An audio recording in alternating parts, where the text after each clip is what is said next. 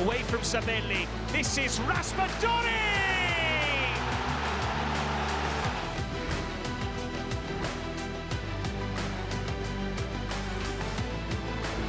Zortea into Adopo, and it's snuck through Reina.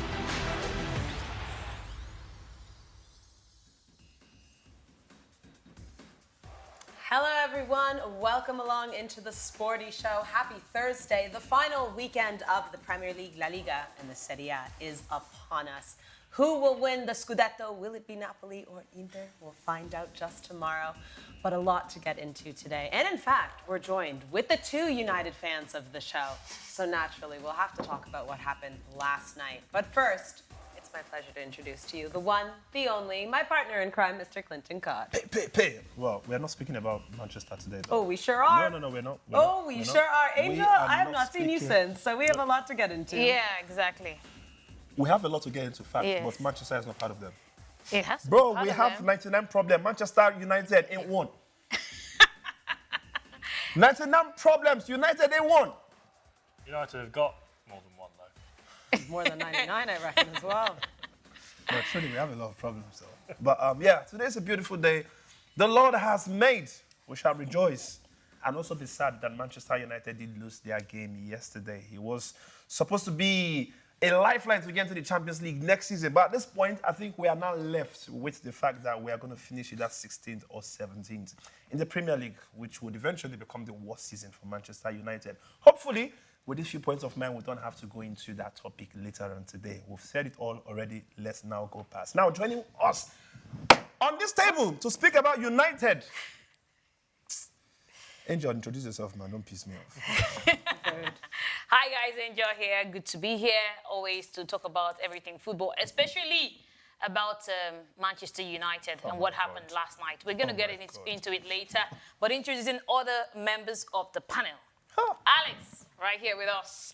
I'm excited for this one. I've been warming up. No, you know how much I love to take the mick out of you, Clinton, so... Get out of here. I'll go easy on you. Yes, lots to talk about today. Europa League, Serie A, Premier League, La Liga. This is the last weekend of football. That's a bit sad. Ever. Oh, no, I'm joking. No, it's all.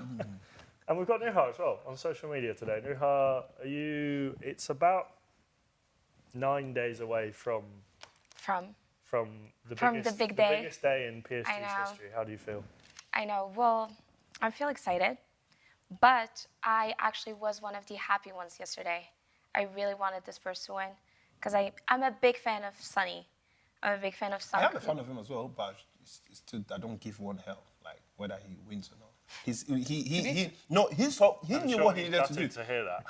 To be fair, I think the majority of people that weren't United fans were rooting for Spurs. Obviously, beside, like, I think you're the Of course. majority. No, I agree. Yeah. I agree. Besides Not on this Arsenal panel, fans, but in the Actually, you know what? fans. Some Arsenal fans I know were even saying, as Even much on as I our show don't want yesterday. Spurs to win, actually yesterday, Yes, Kelvin yes. was saying Yeah, from he Sporty was, FM, yeah. he's an Arsenal fan, diehard like Gary, but he was like, honestly, I'd rather Spurs win. They haven't won anything in 17 years, you know, like it's not as big of a deal. Whereas United, they keep getting That's away not with fair these. because when was the last time we won something? It's not Last 17 year. years, but... You guys won the FA Cup. No, Yeah. the Europa League. Now, In Europe, you know. It's still a but- trophy, FA Cup though. And it kind of makes the season more magical, the fact that so many teams that haven't won so much in so long get to win all of this season, and I hope the same for PSG. And I That's hope all the have same to for say. Inter too, thank you. Come on. Yeah, you Angel.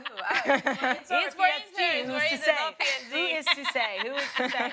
All right, guys, this is what's coming up on Sporty TV this week. Right after today's show, we have Germany taking on Albania in the U17 Men's Championship. Both teams coming off of a loss. We'll talk about that closer to the end of the show, but that's coming up right after this. We have France and Portugal as well this evening, and Man City versus Bournemouth in a replay. Tomorrow sees Belgium and Czechia, as well as Napoli and Cagliari. The final match for Napoli. Can they win the Scudetto? We will find out.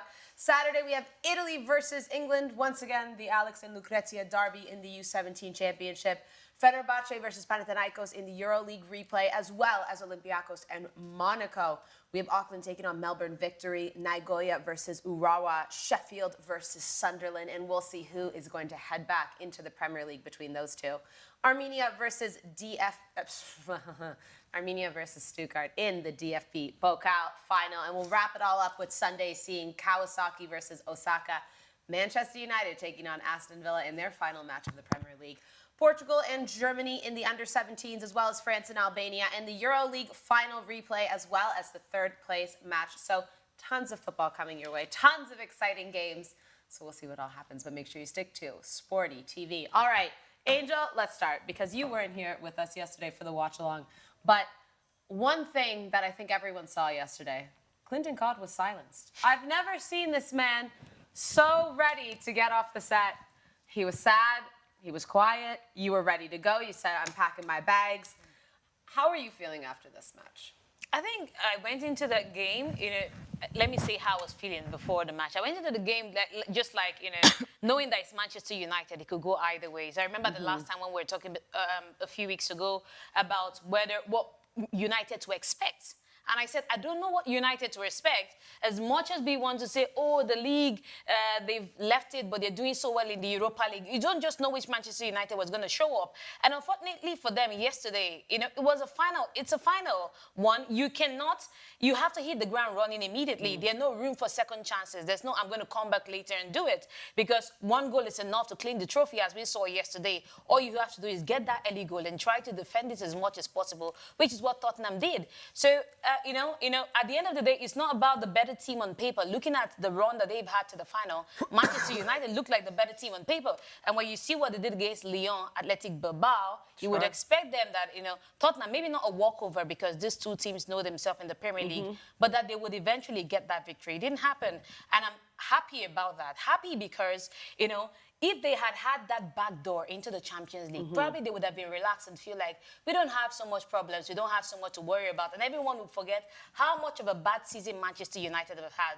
But now they know how bad it is. Seeing Sara standing right there and handing over the medals to the Tottenham player, it hits you deep. And knowing that you went, you ended the season with nothing, not just with nothing, but with a chance of even finishing lower than 15 because you have Aston Villa, who is going for an European, a sport in Europe next season.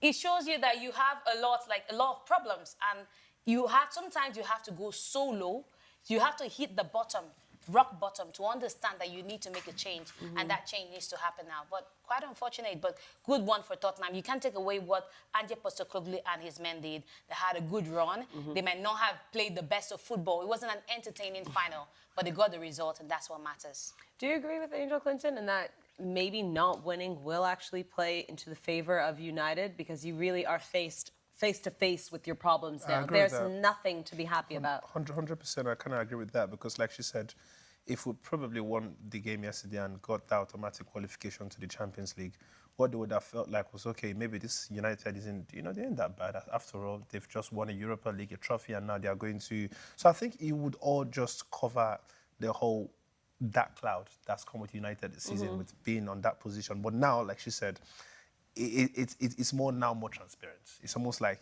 listen, you got nothing. You literally, if the Premier League ended with 17 teams, it just means that we are going on relegation, right? So it's good to face these problems, and they should be facing it squarely. It's not just looking at it and be like, yeah, this is Manchester United, for Christ's sake. This is like literally, if you speak about the likes of Real Madrid, you're speaking about the likes of Manchester when it comes to how popular and how important these clubs are. These are literally the biggest clubs in the world. These are the clubs that players go through and they say, even if they play for just 1 year, just having these clubs on your CV to say you played for this club is something. I mean, Odion Igalo, I was speaking about him yesterday.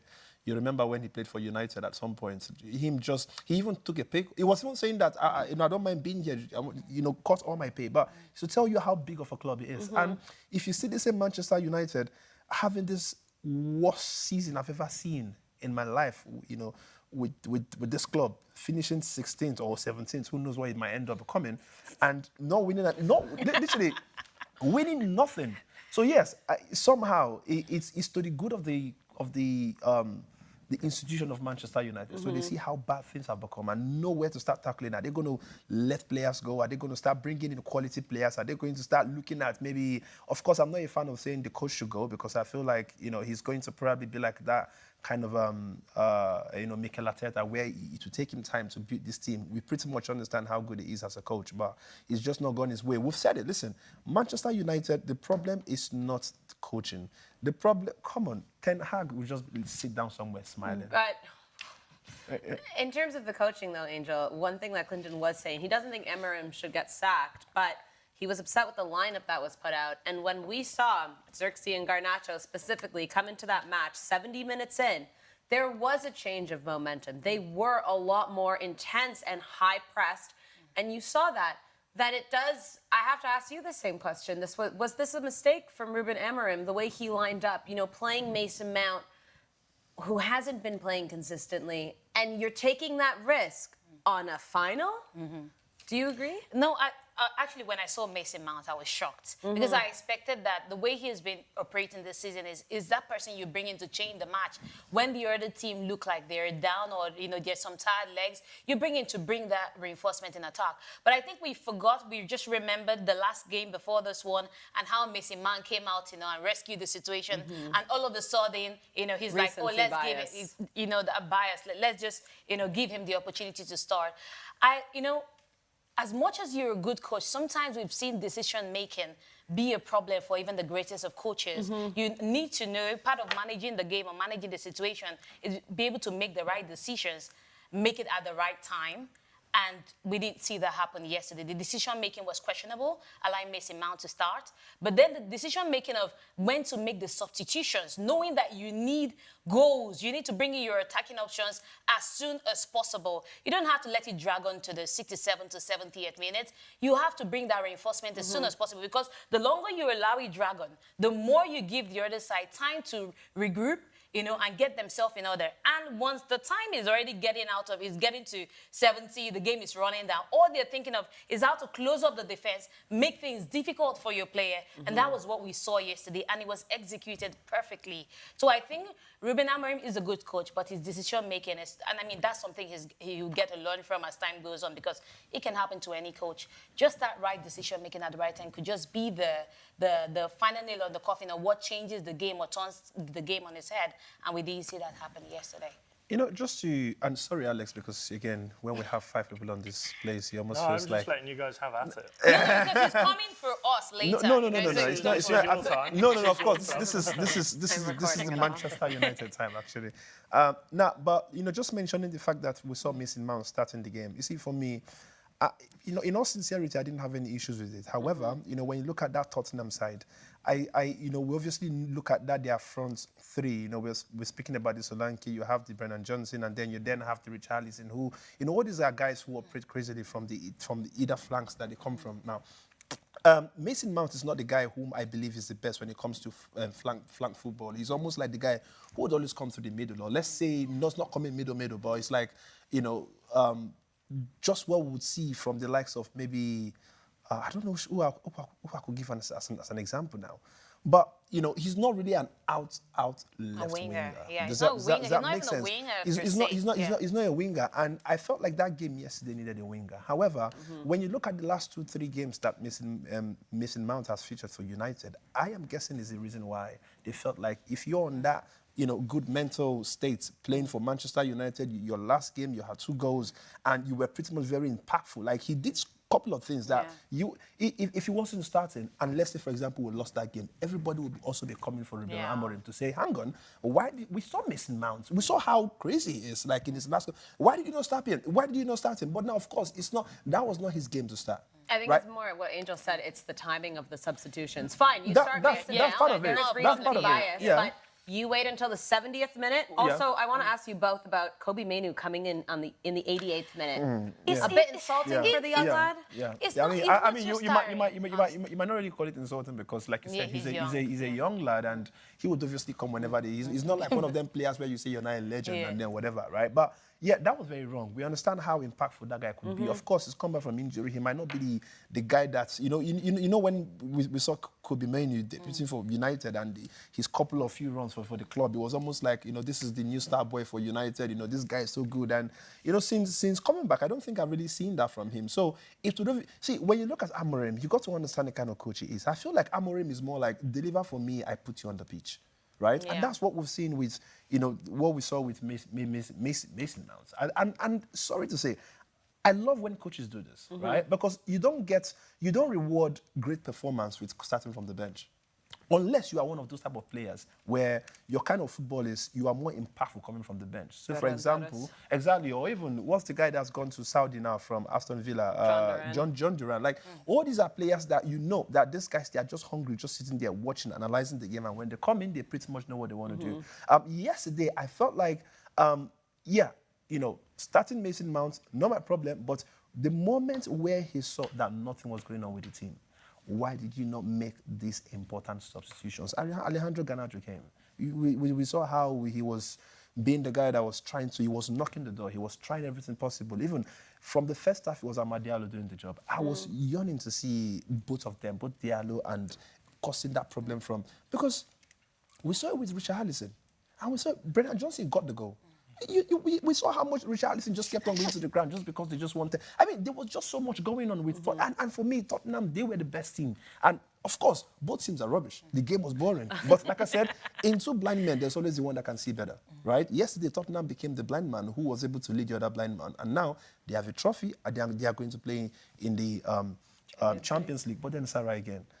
This was also written in the stars. Let's forget about football. Oh, right? No, it's not. No, it was written. Like everybody, there's no. If you notice all the popular clubs, not popular clubs, but both the individuals that have been struggling to get trophies or the clubs that have spent years not having anything, this was their year. There's no way Tottenham was going. It was just written. It was their time. And the fact that even Ange had said that I'll win next season.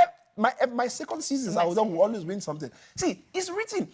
Even if Ronaldo played for United sometimes yesterday. Sometimes it's also mental as well. Like, it has a way of... Of course, having some kind of... No, of course. But listen, in all sincerity, there was not even motivation that would have happened because both teams were poor. The tactics as well, for me, was the big thing of... We joked about how many times I said United put the ball in, Spurs put it away. It reminds me of that Real Madrid game against Arsenal at the Bernabeu, where they put in 33 crosses, 5 of them found a man, 27 didn't. Last night, United put cross after cross after cross in. Every time, Van der Ven or Romero just headed it away. There was no... It was we're going to do it this way or no other way because we've not planned for a plan B. We've not even made a plan A. We're just going to hoof the ball into the box and hope something happens. It was naive on the part of Amorim it was... I think showed a lack of tactical nous that he thought this would work. It shows a naivety that he didn't change the tactics. Even at half-time, the hydration breaks, he didn't say, listen, lads, this isn't working, do something different. And then to consistently do it, I don't want to label anyone as stupid, but it wasn't working, so why didn't you change it? I was just left in a bit of disbelief, really, that someone could continue to do the same thing over and over again. To do the same thing over and over again and is insanity. Expect a different result. Yeah. It was no wonder Romero got man of the match. He probably made about 56 headers. It was just... And there was nothing else that looked like United. There was no other angle or attacking threat that United they had no were game offering. plan. This is what I said yesterday. There was nothing that they would offer that they were offering that I thought, Spurs will struggle here. Absolutely nothing. It was shocking. Yeah. Just for the stats as well, 65% possession was United's. They had 533 passes attempted versus Tottenham's 192. Like they could have been in control of that game, but Tottenham used whatever time they had with the ball better. Yes, they took advantage of that time.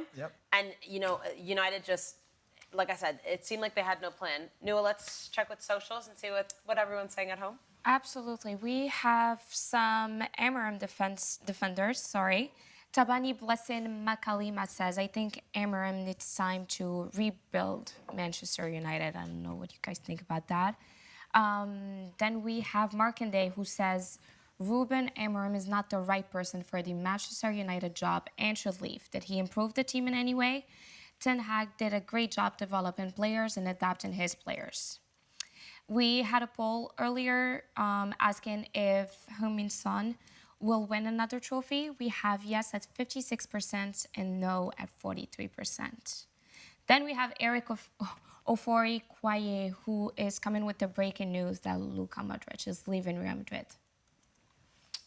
Again, the best kept secret in football. Luka Modric leaving Real Madrid. Yes, there will likely be a good bye for him at the Santiago Bernabeu this weekend. KlintonCod will be there. They're taking on Real Sociedad for their final match. Alex, let's talk a little bit about Spurs, because as much as everyone is looking at Manchester United right now, you have to give credit to Spurs and Ange Postecoglou. Like Angel said, the way they set up, they had a plan. And I know we were all sitting here watching when he made those defensive substitutes and thinking, if United score, he's just bottled it. We're so stressed because he really parked the bus. He said, everyone's off, 11 men in front of the area. And I'm thinking, if United scored, they're finished. There's no way. But in the end, it paid off. He won his trophy. Sonny won his trophy. And, I mean, I think it's well-deserved, no? Yeah, I think you have to give a lot of credit to Ange Postecoglou, and there's a few stats that stand out to me. They had 3 shots. United had 16. I know. They created a higher XG, and I know XG isn't something that is everything about the game. They created more chances to score. They, obviously, that prophecy of he always wins in his second season, I think he joked about it a little bit yesterday, that he was willing to cop whatever abuse that would come his way if he didn't win it. But you look at the way that they set up, they didn't play the prettiest of football. It wasn't, Clinton said it wasn't the most entertaining game, but they got the result. They got the job done. Yes, you could probably say they went a bit too defensive early, but I think with what United were throwing at them, it was needed in a way. They needed to have that extra defender just to head those balls away, just to soak up that extra pressure and take some of the pressure off the other defenders, because Van der Ven and Romero were flagging towards the end, I think it's fair to say. And they completed 115 passes, 27% possession. It's not the prettiest, but it gets the job done. And we always think of Spurs of this flashy, like I said yesterday, they win 4-0 or they lose 8-6. There was none of that yesterday. It was, we have a game plan, we're going to get the job done, and this is what we're going to do it. And I think he deserves a lot of credit, Ange Postecoglou. Yes, the league form has been shocking. He's admitted it. I think the injuries haven't helped. They've had up to 9 players out for large periods of this season. 9 key players as well. There's times where Son's been out, Maddison's missed a lot, Bergvall, Dragusin, players that have been key players when they have been playing. And to do that with the squad that he had yesterday and to win the Europa League, I think is a remarkable achievement. And Ange Postecoglou deserves a lot of credit for it. I couldn't agree more. What do you guys think about the poll that Nouha read out on Son winning another trophy? I was like, which other one? I don't understand. I don't get it, man. What trophy are we talking about? I don't we get talking it. about nationally? Are we talking about a domestic level? Yeah. Realistically, what would be the next trophy that Son would be, let's say, in contention for? Are we looking at Spurs or I are we don't know looking about at South the Asian Korea? Cup and the AFC It also- Cup. But even with AFC, Japan's better, Yeah. Iran's better, Qatar's going to make their name. The AFC, they're maybe top 5. Yeah, But I but wouldn't this back them over Iran or Japan, no way. So let's leave that out of the equation and now mean, they focus are in on- the- I feel like let him Korea's just gonna enjoy the one he just won. They're Why in there. are they speaking? they're in there, but they're not the Or best. They're not the I best, think at but- the World Cup. Fam, do you know how long it's taking for Son to lift the trophy? They're speaking about the next trophy. Yeah. Come on, man. Let this guy enjoy it. Like, bro. Okay, but let's even still assess it because, like, it's in the poll. There's a poll for it. Surely Isn't it has there- to be one with Spurs and like the It has to Carabao be Cup. one with Spurs. Let's forget about because it's not with the national team, obviously, as we've cited. I mean, the next So next time South Korea is competing is in the World Cup. Yeah, World Cup, exactly. And they're not winning the it. World Cup. They're not So, winning it. We'll leave that there because that's the most recent. I mean, the closest trophy that they could win. Yeah. So that's next year. So it would have to be something like the Carabao Cup, Yeah. tournament style football, like they won here. You know? FA Cup, the Premier League. All right. The Champions League that we just qualified for. Oh, wow. So, I mean, Fun little stat on your doppelganger, Andre Onana. Lost in the I'm warning you guys final. on this show. I'm warning them on this show. Now, if you call me Andre Onana look alike again, we'll have problem. Okay, guys, drop your comments, please. Lost the 2017 No, Europa League please, final. Tell them not to Lost drop their the comments. You know when they drop. 2023 Champions You know League when you told final. them to drop comments. You know what we started seeing here. No. You know, Don't you be know, mean, you know don't be the people that they started saying I look like. Remember that? No, Alex. Oh my God, yeah. No, please. Remember the lookalike show? It was Please, ridiculous. Yeah, it's Please, I beg. he's the Oshodi Kevin Hart. Hey God. I don't see Kevin Hart. I don't think he looks like Kevin. No, I would he never looks look like, like him. He looks like the tame version of what's this guy at Athletic Bilbao, the brother, Oh, no, Inaki. Inaki Williams' brother, Inaki Inaki. Williams. Yeah, I look better than Inaki like Williams. though. the Ian Okpaja version. Jeez. These are like some like hoods I just thank God they don't hoods in understand. I Lagos. thank God they don't understand That's these what it means. Like places. it seems like. Well, I don't know the hoods here that we have in Europe. Otherwise, I would have Well, said like. brother, Okay, probably. most or less. Like the You're naming Fulham places version. in Madrid. The those are the Fulham good. version of Inaki Williams. There you go. Yeah. So Iñaki Williams. Thank God it will not make sense no matter how you say it. You know, say no, let me and you go understand this one. Alex, It's not going to make sense. Alex, Andre Onana, 3 European championships lost right in front of him. It's a miracle he's got to 3 European finals. Given, Oh my given God. how bad he This is he my was doppelganger yesterday. you're speaking about, you know. Sorry, So you've agreed now? He's a doppelganger. No, but that's what, no, but that's what Sarah has now given me. Yeah, Andre Onana doppelganger, right here on the show. But yeah, it must weigh on him heavily. It should. He was poor last night. The one time he needed to be there to come towards the ball, to move off his line, he didn't. How that goal went in for a goalkeeper is abhorrent. I think there was one clip I saw where he was having a go at Casemiro, and Casemiro just went, "Get out of here." As almost to say he's fed up with Onana shouting at everyone when he's the one making the mistakes. It's not even, the ball comes towards him. It's like it's Bambi on ice. You think, something's going to go wrong here. He's going to slip up. He's going to make a wrong pass. He's going to accidentally pick up the ball outside of his area. There's no confidence in him whatsoever. If United don't get themselves a new goalkeeper in the summer, they're going to continue to have the same problems. In his defense, I will say though, the 2023 Champions League final, Man City versus Inter, that wasn't bad from him. No, I mean, That was one screamer from Rodri. There was nothing to be done. Also, I think when he was playing for that Inter side, he was, I don't know if I want to say better, but he was playing with a better squad at least. Yeah. He had a little bit more in front of him, but he's definitely dropped levels since being at United. And yeah, I think I agree with Alex. Manchester United need a better keeper. Yeah, they need a better goalkeeper. I was told that there are links for Aston Villa keepers to come to United. Dibu Martinez. Yeah, there's link. He's linked to Barca, to you guys, to Atleti. But Sara, you were saying how would Onana feel? Because this is the third time he should feel normal. I mean, he should feel normal. Yeah, this is the daily life. He just this this is is normal. regular. Yeah, This is yeah. regular. This It's is the daily regulated. office of Onana. Yeah, exactly. He's Damn. normal customer. So Oi. regular customer. Damn. So I mean, it shouldn't be any. It shouldn't. If he affects other players, definitely not him. Okay. He's been there before.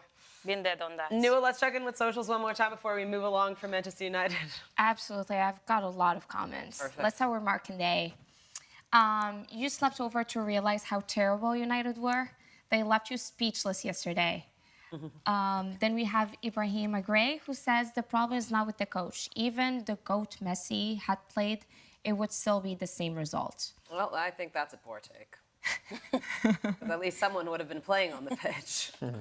Then we have Olamide say, leave Amorim out of this. He has his faults, but as long as the Glineos remains in charge, we're hopeless. He also says the next manager comes in with a new pattern of play. The players have to adapt. It's a new cycle, so give Amorim time. Then we have Victor Johanna, who says, Manchester, please use your anger and beat Aston Villa for me. Okay. That Chelsea fan.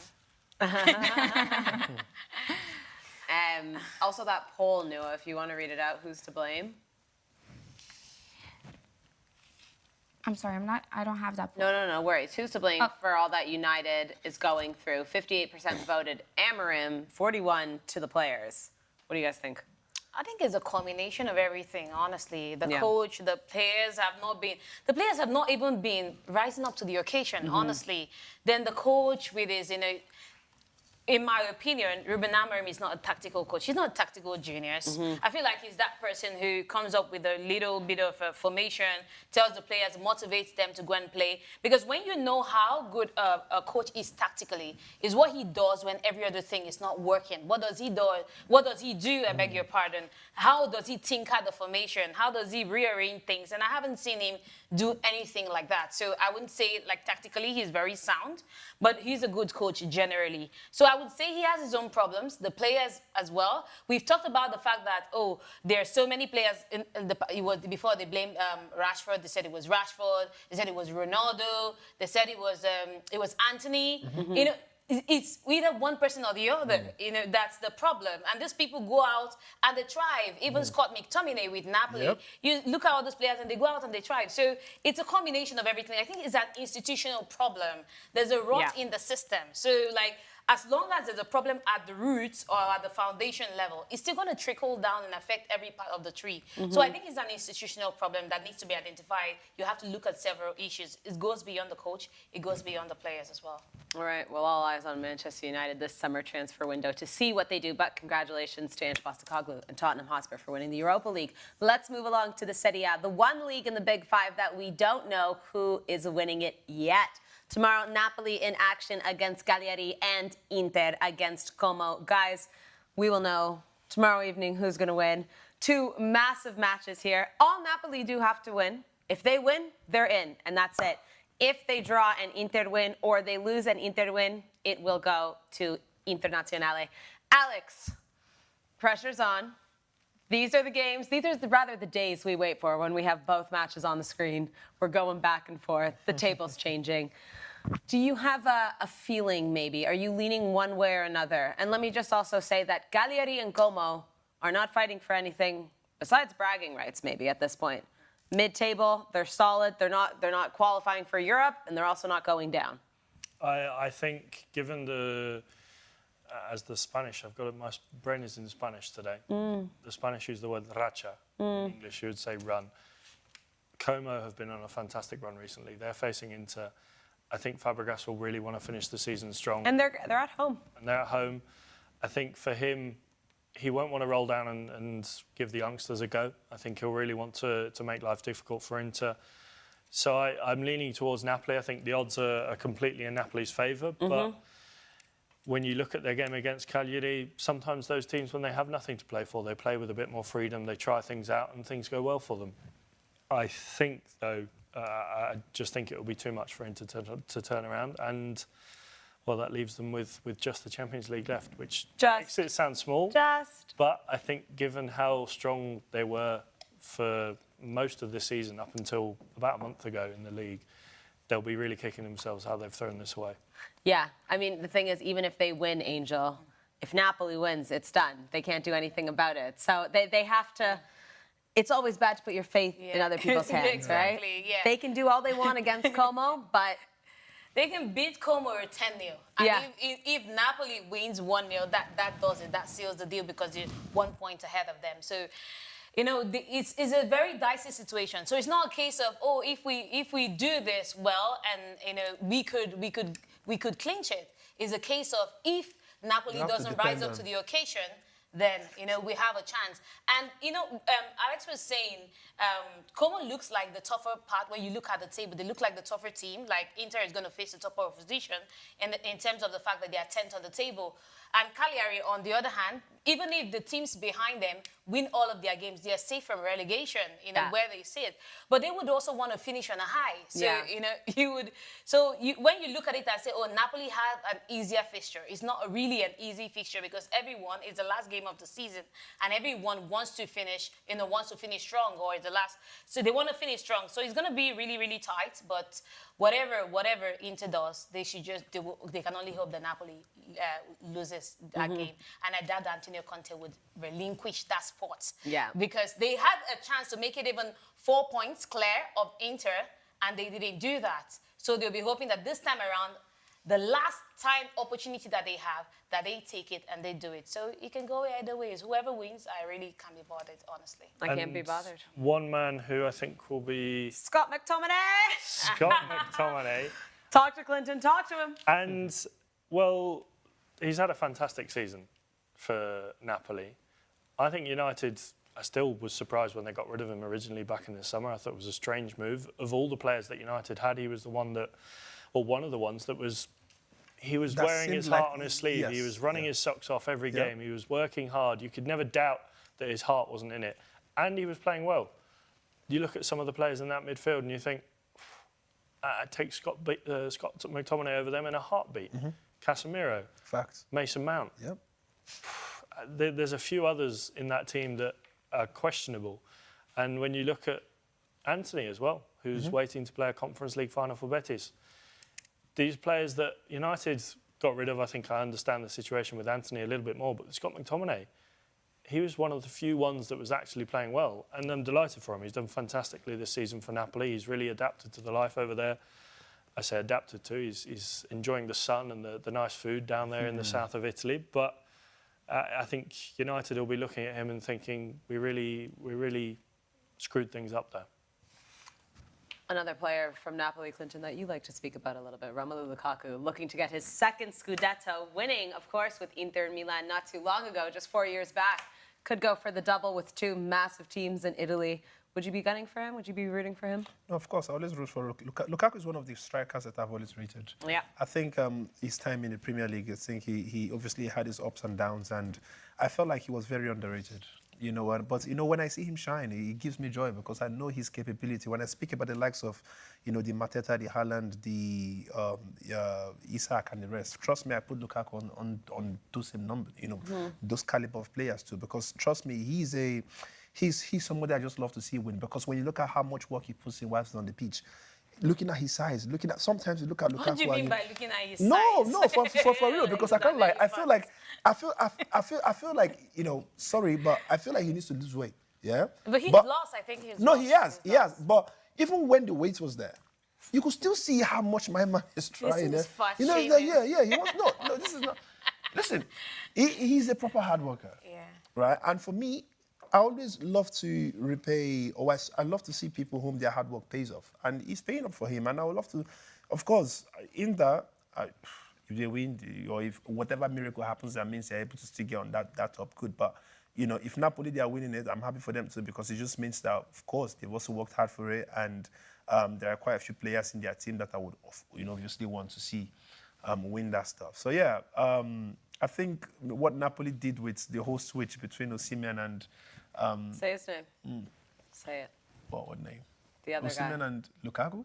No, other Napoli player, plays for PSG. Kvaratskhelia? No, but... One more time. Get out of here, man. No, but just looking at the business that happened between, the whole players exiting, Kvaratskhelia going to PSG, Napoli... Sorry. Yeah, who did you say? I'll pour you guys water. Ask them to pronounce cold water. Ask them to pronounce Iheanacho. Okay, can you pronounce Iheanacho? Iheanacho. You see the problem. You see, you made this case for him. That just ended there. Iheanacho, my pronunciation of Iheanacho is closer to the correct pronunciation than yours. Yeah, you're pronouncing Kvaratskhelia with an S, to be fair. You're getting rid of the first three letters. No, but you know that you are adding an H to Iheanacho's name at the end. I just said Iheanacho. Exactly. That's what I'm saying. You are adding an H. And what should it be? What is the correct pronunciation? How about that? Iheanacho. Iheanacho. No, it's not even. Sorry. Iheanacho. One more time. You see, Kvaratskhelia, you see the way he's telling me one more time what this one. No, you see that. It's not Iheanacho, it's not Nacho. It's not Nacho. It's not Iheanacho. What is it? It's Iheanacho. Do you know the meaning of Iheanacho? You just said it's not Nacho, and then you said Nacho at the end. No. You see the problem? Iheanacho. What you're looking for. Iheanacho. Not like that. He's saying the name as if they already found what they are looking for. To be fair, We're we're also already not Georgian, though. We are not. No, but no, I'm no, saying, just- I'm actually happy that you because this is live, literally. Yeah, I cannot pronounce squash Kelia properly, but the same way you cannot even pronounce even the easiest one that Yeah, you but understand. there's At least levels, his name- there's levels to No, this. there are no levels to it. This yeah, that is meant to be the easiest among even the other one you asked me to pronounce. And you can't even pronounce it easier. Telling me Nacho. If I was there, Nacho, I'd be suing Pronounce all of you to court. the keeper that used to play for Chelsea, Kepa's last name from Spain. Huh? Adisa Balaga. Oh, Arinze Balaga. Not bad, not Stop bad. it, man. Okay, let's go back to Serie A. Obviously, the fight is at the top. Alex, let's play a game here. Theoretically, let's say Napoli do bottle it. Inter somehow win the Scudetto. I don't want to say somehow, because it is still possible. It is. They're in the run for the double, and a big double at that, the Scudetto and the Champions League. Let's say they win both. Let's just have a conversation. What does League that? and Serie A. Yeah, what does that mean for Simone Inzaghi, and what does that mean for players like Lautaro Martinez, like Marcus Thuram, in terms of maybe a Ballon d'Or situation? What does that mean if they were to get the double? It's difficult. I know, and it's all going to change tomorrow, maybe. But so we have to have Yeah. the conversation today. I think, given it's really tough. I'm glad I'm not making the I feel decision. like I've silenced you now. Clinton Glad I'm yesterday, not you one of the today. voters. I still think I would want to give it to one of the Barcelona players. I love that from you. I think. I don't know. Maybe Ballon this d'Or? is. Yeah. I still think I would lean We'll come to towards a Rafinha or a Lamine Yamal or a Pedri over a Lautaro Martinez. I do think he deserves to be in with a shout. Assuming he wins. Assuming I'm he saying, wins. we're saying, Wins a let's double. say they Yeah. win the double. If they Because win the we'll know Serie A tomorrow at least and if the they're Champions halfway League. there. So let's say it somehow crumbles for Napoli. Clinton, well, I'll ask you the same I'll ask you the same question. If Inter do get the double, what does that mean for the players? Are they now in the shout? Because I know we always talk about the Ballon d'Or, especially in the final weeks of the season here. And, you know, they're the names of Mo Salah, Lamine, Rafinha, Dembele. We've said several names. I think those are maybe the top four at the moment. But we spoke about Lautaro Martinez. We spoke about Marcus Thuram. I feel like first thing to be considered for the Ballon d'Or, win your league, right? Okay. That one is done. So they did it. Right? So to me, if you're not the winner of your league, get out. Okay. Okay? So they That's won, one. theoretically. So let's say they won. Now, if you win the Champions League, that's now the Pro Max. Yeah? For me, add that one too. Anybody who does not win it, now you are now underneath the person who's not won the league and is also won the Champions League. What are you Okay. even saying?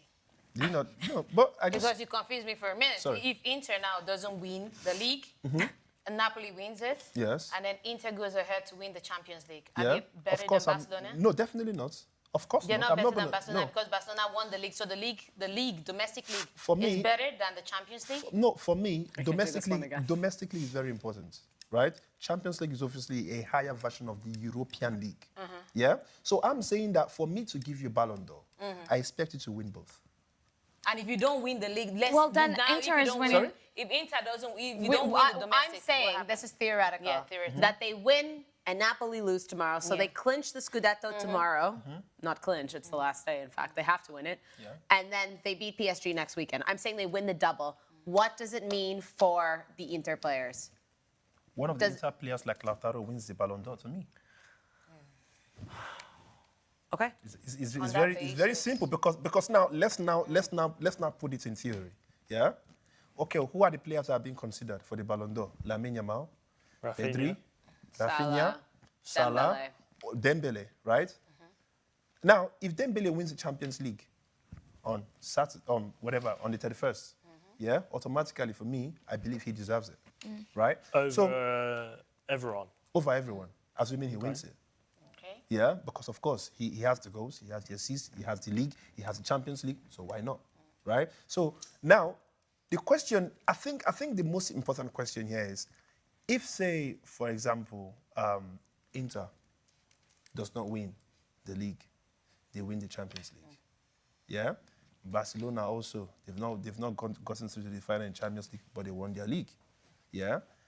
Salah dropped out from the Champions League. He won his league. Yeah. Now, if we go by, you would then see that a whole lot of these players that are being rated as Ballon d'Or contenders, they have where they've won and where they've not won, or blah blah blah. At this point, where I now start considering is, let's look at the goal numbers, let's look at their contributions on whatever game they played. Let's look at their impact. Let's look at the behavior. For me, very important. So that's the reason why I would always cross out Rafinha. I'm sorry to say. When I saw him, when I started seeing his behavior, for me, I kind of like, if I was a voter, I don't like his behavior. He's out for me. I said it with Vinicius as well on this show so many times. So Lamine. Sorry? So Lamine Yamal. I like Lamine Yamal, right? Why? Because at this point, he's won a league.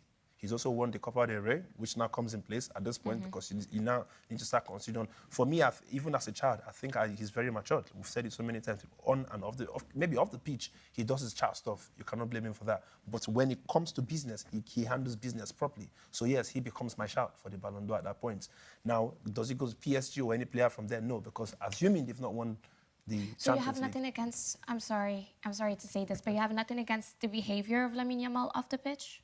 No, I don't. He's No. literally For not. 17. He's 17. If you're That's the gonna reason why I was saying. For come me, for a child right now, Yeah. I might have something to say. For me, I'm saying that the most important thing is what. And mind you, also remember when I speak about behavior, I'm not just speaking about I'm speaking about your attitude. I'm talking about how you relate. I'm talking about, like, for me, when I see Lamine Yamal, I've never seen him be that child that we would expect him to be in terms of maybe have some kind of stupid or loud, childish behavior. Like, my man is matured enough. Does that make sense? If there's any reason why they're not giving him the Ballon d'Or now, the whole usual reasons, let's give him more time, he's still new, blah, blah, blah, blah. I don't believe in all of that. If you've put in the work, you've done everything possible, for your team to win, and you've been, like, proper, I could imagine a Lamine Yamal not being in that Barcelona squad. The question is, would a Barcelona be winning the La Liga today? I don't know. But then again, with how impactful he's been, both literally every competition they've played, of course, he deserves a very big shout. Rafinha, fact, of course he does it.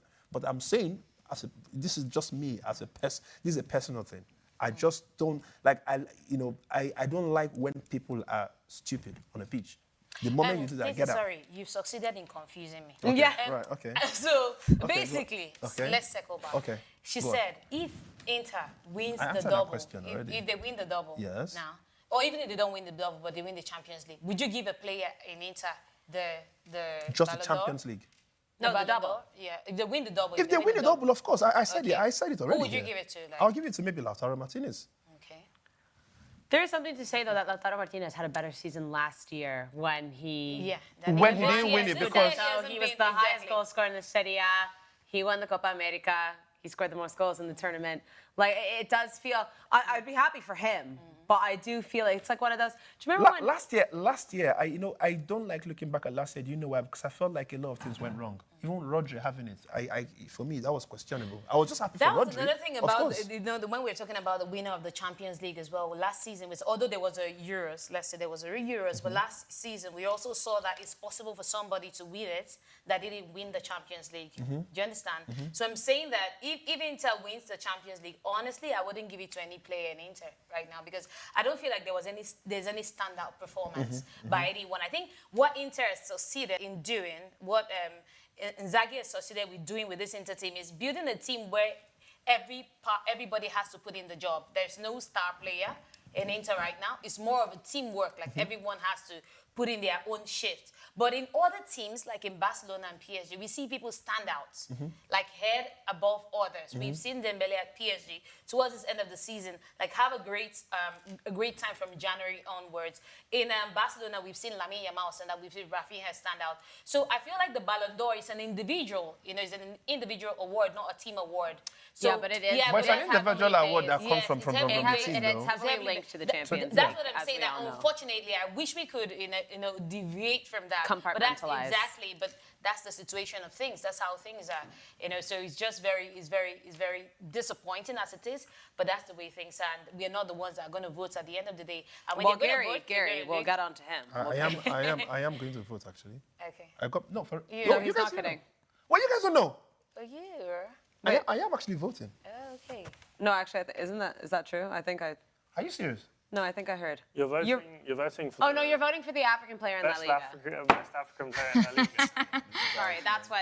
You guys just know how to ruin everything. Man. Sorry. You No, guys I keep- do because I you remember guys someone keep- said you're you voting guys- for something. you guys- You have to tell us something believable. You guys keep ruining it. That'd be man. like me saying just keep I'm running ruining to be it, the next ruining president it. of the United States. It Get has out to of be here. something believable. Get out of here, man. You guys are very annoying. Okay, Nouha, let's check in with some comments. Absolutely. We have first comment. I need to get this out of the way. Desmond when Boaz says, bro, you guys forgot Mbappe. Oh, that's true. I mean, he is in the race. It's not hard though. Like, wow, He is in the For the top Ballon 10. d'Or? Yeah. Are you actually taking the piss? Have you watched? I don't care. Like, sorry, no. I'm so tired. Angel said it. Unfortunately, it's not based on individual brilliance. Even if it was, his GAs don't match up to Salah, Rafinha, Dembele. It's not up there. And also, Real went trophyless. This is nothing against Mbappe, but you cannot give it to the player if they're trophyless. Not even the Copa del Rey. I'm sick of it. I'm a very huge, obviously everybody knows. Everybody is an Mbappe fan, though. If you like football, you like watching Mbappe. I am the Real Madrid guy, and I would obviously give him credit for everything he's done for the club, especially in a very, bad season, according to people. And this is the season where he's just come into the Liga now. I think he's still the highest goal scorer in the La Liga. So you got to give Mbappe, man. Like, I think individually, Mbappe is probably one of the standout players that we would have spoken about this season. But when it comes to the Ballon d'Or consideration, I think, trophies are very important in this kind of stuff. You don't just be like, yeah, you were good, you scored so many goals. I think, in fact, people that score many goals, they have their own trophy for them, okay? When you speak about the Pichichi, yes, of course, yes, now. You can get that one. But I think when it comes to the Ballon d'Or, trophies are very important. You got to think about what you've won for your team, or how impactful you've been in the team that's won whatever trophy is that. So I think the Ballon d'Or conversation, any Real Madrid player should not be in there at all. Yeah, for the season. Yeah. Yeah, honestly. Okay, next question. We're all in agreement. We have Markande, who says, I would give it to Lamine Yamal, but the system will tell us he's too young. It is more than goals and assists. Ballon d'Or is for the best footballer over the year. And it is simple, Lamine Yamal. But as the criteria for Vinny not winning is poor sportsmanship, the criteria for Lamine Yamal is not winning is he's 17 years old. So that's the system. Do you guys think Lamine Yamal... Can you read the first part that talks about age again? Let me be sure that I heard you clearly. Oh, the system will tell us he's too young. Oh, it's too young. That's the summary. Do you guys think that's the only reason Lamine Yamal... Is it not? If they say is, in fact, this is one thing I was going to ask. People that say he's too young, yeah. Why did they not say he's too young to even feature in the games where he impacted so much that now he's been spoken about for a Ballon d'Or? Why did they not say, you know what? Because for me, if you get to the point where you're playing adult football, especially when it's that competitive... If you're playing the games, then you're in the competition. So you're in the competition, right? Like, so is silly. why does your age come in when it comes to now winning? And he can't win the Golden Boy Award, can he? Because he won that. No. he won it. He won the Copa, the Kepa. The Copa Trophy. Yeah. I don't think know. So because you've already won that, You can't win it again. Yeah, you can't win it again. You can win the Golden Ball, yes, or the Golden Boy Award. the golden. Yeah. I knew what you meant. But I want to ask a question. Is there a rule, like, is it written? Is there a regulation that states that if No. you're below so age, there's none? This is Because a if there mental is, regulation because that if people are there putting in is their head. that regulation, then there should be a regulation saying if you're below this age, you can't play professionally like Yeah, the first because team you as well. can't win because anything, of if course. you can play professionally for the first team, you have a professional contract, you're playing for the first team, you're making impact, then you should be eligible for whatever award is being given for your Because fellow players. People voting guys- are journalists, and I'm guessing the way they will think it, they will think about how long has this player been here, Who cares? what did he It's do the throughout the season years. we're working with. Do you I mean, understand? and Like, it's Mbappe's the been here season. for almost 10 years, and he hasn't won never won it. anything. And So to say- I would be careful. and- That's a silly mentality And to to have. say, oh, he's very young, he can win it in the future. What if he gets injured and he Exactly. never wins it, or Yeah, he has yeah. career-threatening injury and Yeah. never wins it anymore? Then what happens? This is his only chance. Sometimes these opportunities come once. You don't have to treat it like, yes, he has a lot of talent and he could be the Messi of his generation and all of that. He has that, that potential to be. But what if that doesn't happen, and this is only time. So we have to work with. We should be talking about the future. Don't wager on the future. Yeah, Of don't course, wager on yeah. the future. Let's just deal with I agree with that. what it is right now. And I don't think the 8th thing should even be brought into question if he's playing for the first team and he's delivering as he is. But guys, hold on, right? When we look at this Champions League that we're about to witness next week, you know, the two teams, you know, Inter, PSG. I mean, I think the fact that these two teams are the ones in the final. I mean, this is assuming I'm the one issuing the Ballon d'Or. Every other player is automatically ruled out already from now. The Ballon d'Or winner is coming from either of these two teams, if you ask me. Inter or PSG? Yes. No, in all sincerity, though. If, let's say, two scenarios, PSG win it, but Dembele plays badly, do you still give it to him? I mean, if PSG still wins it. But PSG wins it. Like, he's lifted the trophy. Yeah. Like, why? Playing why? devil's advocate. No, I get it. Like, do you think, but do you think Messi won 8 Ballon d'Ors and he didn't win the Champions League every year, but they gave it to him. Cristiano Ronaldo Yeah, is the same thing. but Sarah, we've said it so many times on the show. When we are speaking about this I kind don't of think you can give it to Dembele without No. winning the Champions No, but League. I think the hold thing on. is... Sorry? I don't think you can give it to Dembele without him winning the Champions Of League. course, 100, you can't. You can't. But No, what it would I'm only saying- be based no, on the what I'm saying- Champions League. But that's what I'm putting to Clinton. If PSG win it, but Dembele plays badly, Yeah. would you still give it to him? That's what I'm saying. Why not? Because what you are saying is, let's imagine nobody watches. I didn't watch the game. Just see as I just worst come to game- see a Dembele lifting a Let's Champions say League trophy. worst game of his What career, I am, he gets hooked at half-time. No, hold on. You're still giving it to him. No, hold on. You just said it. He wins a Champions League. But You're not saying he played. No, because the criteria here is we're speaking about. so you're trophies. saying it doesn't matter how he plays in the final as long as PSG win it. But the thing is, what's No, going to be? that's my question to you. No, yes. Okay, Yeah. that's fine. If his club wins it, he's winning. It doesn't matter how he won plays, No, he should win won it. it. He won it. And if Inter win it, Yeah. and the same thing with Lautaro Martinez, Yes. is he your only one from Inter that deserves to win it? Yeah. I mean, I don't think there's any other players in Inter. Or that- anyone from PSG other than Dembele that deserves to win it? I mean, I think he's been their standard player for the Okay. club. Desiree if- Doué for me. Desiree Doué is better than Yeah, Dembele For me. sure. 100%. Just in support of what he said about, you know, if Dembele having a bad game in the final, he may not win the man of the match, someone else can get it, but he can still win the Ballon d'Or because it's just one game. It's just one game. And again, we've seen Ronaldo with in the seasons that he won the Champions League with Real Madrid and then still went on to win the Ballon d'Or. He was not even the standout player for any of those two finals that he played with Atletico Madrid, in my opinion. He wasn't. No, I agree. Gareth Bale was better. Players that won the Ballon d'Or that didn't win the Champions League the year they won the Ballon d'Or. Just last year, Rodri obviously won the Euros, though, and the Prem. Messi, 5 out of his 6 out of his 8, obviously. Ronaldo has one. Cannavaro in 2006. Ronaldinho, Shevchenko. So there are several players. I think before, maybe it was based on who the actual best player was. Because if you look at these players, you're thinking, yeah, Ronaldinho, for sure the best. of course. Cannavaro, 2006, that World Cup, absolutely no question.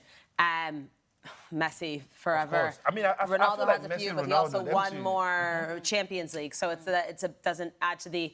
But I think that's why people are saying Lamine, because like Mark and Day mentioned, if you're looking at the eye test, the best football player in the world right now is Lamine Yamal. He's Lamine Yamal. Yeah, Right? so But- I think but- that's but why that's there it. have been instances where it's not based on the Champions League. No.